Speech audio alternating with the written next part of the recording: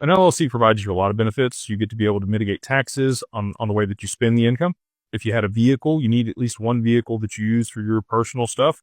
But if you bought an additional vehicle over 6,000 pounds, you could use Section 179 of the tax code, be able to offset a lot of that because you're traveling to look at your investments. It's going to protect your assets in case of a lawsuit. Again, if you're working with us, we're going to be able to protect the corporate veil and make sure things are in place so that you can only get charging orders issued against you.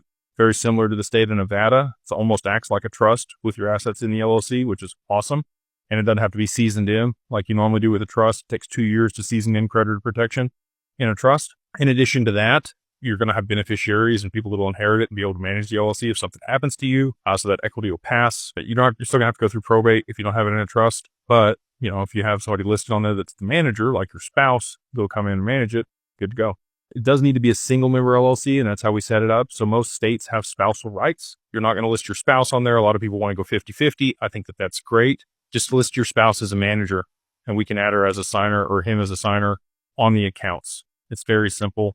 That way we don't have tax implications. The reason for that is when you move the assets in there, if you do a partnership, you're going to have a step up in basis and you're going to have a taxable event, especially if you bought the XRP at like 50 cents and now it's $2.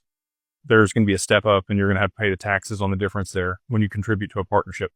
So that's why we do single member. And I can go on and on and on about reasons you would want to set up an LLC and put your assets in there to be able to manage them, segregate risk and liability, tax benefits, many, many things.